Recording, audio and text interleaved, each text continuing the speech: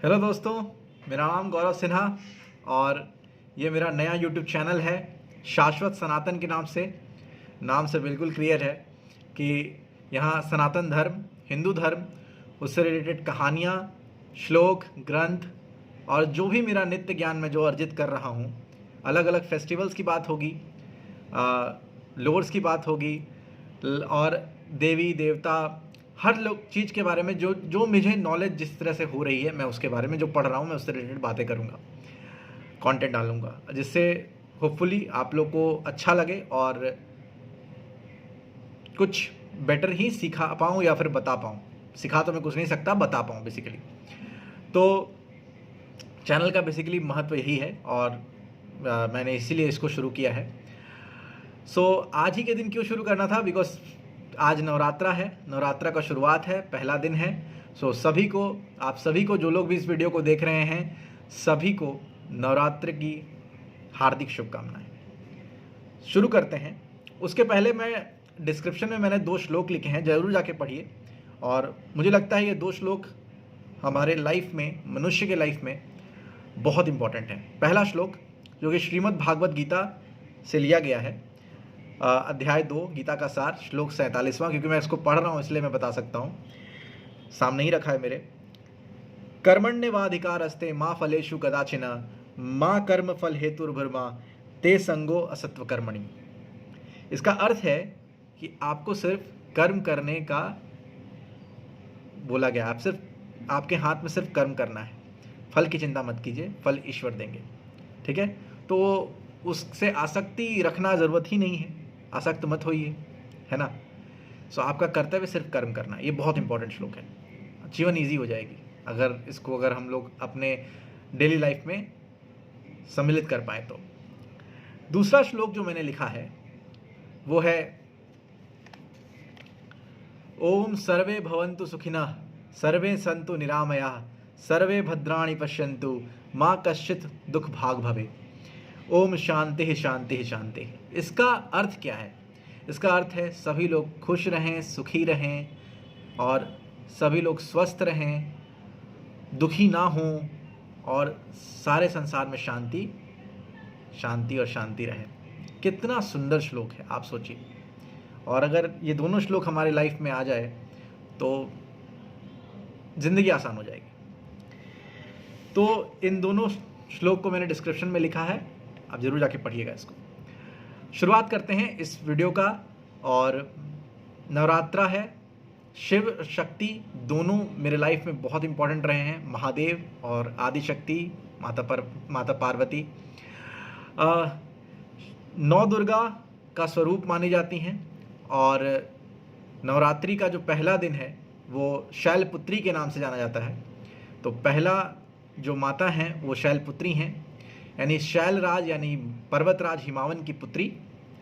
इनके एक हाथ में कमल होता है और एक हाथ में त्रिशूल होता है और बहुत माँ का शालीन स्वरूप है ये। और इससे इनका एक श्लोक है जो मैं पढ़ना चाहूँगा। वंदे वंचित लाभाय चंद्रार्धीकृत शेखराम वृषारूढ़म शूलधराम शैलपुत्रीम यशस्विनीम।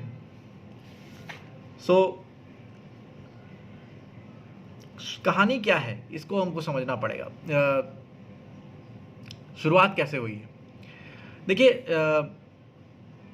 जब पर ब्रह्म का जब विभाजन हुआ 2 एंटिटी में, बेसिकली पुरुष और स्त्री, या पुरुष और प्रकृति बोल सकते हैं, नॉट स्त्री, पुरुष और प्रकृति। पुरुष का भी 3 विभाजन हुआ। सृजनकर्ता ब्रह्मा, वहनकर्ता या पालनकर्ता जिनको हम लोग बोलते हैं नारायण या विष्णु, और विलीनकर्ता यानी विध्वंसकर्ता शिव या महादेव। और उसी तरह से जैसे पुरुष का 3 भाग हुआ, उसी तरह से प्रकृति का भी 3 भाग हुआ। ज्ञान की देवी सरस्वती, धन धान्य और एक बहुत सारे वैभव की देवी बेसिकली लक्ष्मी, और खुद माँ आदि पराशक्ति के रूप में उनका स्वरूप लेकर आई आदिशक्ति, जो कि शिवा के रूप से जानी गई। अब इन तीनों के तीन तीन रूप विभाजित हुए और उन तीनों के तीन तीन मिलाकर 9 हुई और वही 9 दुर्गा है। दुर्गा सप्तशती में भी इसका जिक्र किया गया है और शिव पुराण में भी इसका जिक्र है, और भी बहुत सारे जगह पर है। कहानियाँ और भी हैं, तो मैं सब कुछ तो नहीं बता सकता, लेकिन जो मैंने पढ़ा है उसको मैं बता रहा हूँ। अब ये इतनी सुंदर कथाएं हैं और माता का स्वरूप 9 अलग अलग तरीके से होता है।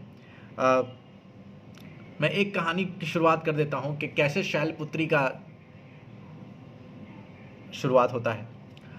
जब माँ आदिशक्ति सती के रूप में जन्म ली थी और प्रजापति दक्ष, जो कि शिव विरोधी थे, बेसिकली वो शिव को नहीं मानते थे, और जब उनसे शादी हुई और आदिशक्ति का, और फिर एक यज्ञ होता है जिसमें उनको बुलाया नहीं जाता है और वो उसमें शंकर का, शिव का अपमान करते हैं दक्ष, और वो गुस्सा हो जाती हैं, क्रोधित हो जाती हैं और वहीं पे विध्वंस हो जाता है उनका, और वो शाप भी देती हैं दक्ष को, और फिर दक्ष का भी अंत हो जाता है वगैरह वगैरह। तो कहानी बहुत लंबी है।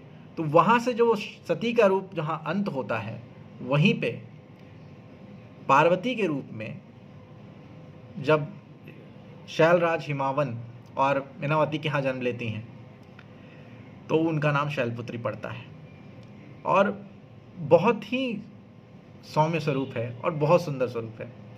तो ये बेसिकली एक छोटी सी कहानी है और इसके बारे में बताना चाह रहा था। इससे रिलेटेड मैं और आगे जो 9 दिन की बेसिकली चीज़ें शुरू होंगी, कल ब्रह्मचारिणी, फिर चंद्रघंटा, ऐसे करते करते 9 दुर्गा के बारे में जो थोड़ा छोटा फॉर्मेशन में कहानी मैं ज़रूर बताऊंगा, और उनका क्या स्वरूप है, कैसे वो हमारे लिए इम्पोर्टेंट हैं और किस तरीके से हम उनका पूजा कर सकते हैं। सो चलिए, नवरात्रा का बहुत इम्पोर्टेंस है और ज्ञान, वैभव और शक्ति तीनों का स्वरूप इनमें मिलता है। तो ये था, तो मिलते हैं कल, ब्रह्मचारिणी के बारे में बताएंगे और इसी तरह से अलग अलग फेस्टिवल्स पे भी उसका इम्पोर्टेंस और भी चीज़ें मैं बात करता रहूँगा। तो इसी के साथ शुभ रात्रि। और हाँ, एक और चीज़, लाइक, कमेंट, शेयर, सब्सक्राइब ज़रूर कीजिएगा। अगर ये वीडियो पसंद आता है तो ज़रूर लोगों में इसको शेयर कीजिए, और आई होप कि मेरा ये एफर्ट अच्छा लगे। Thank you.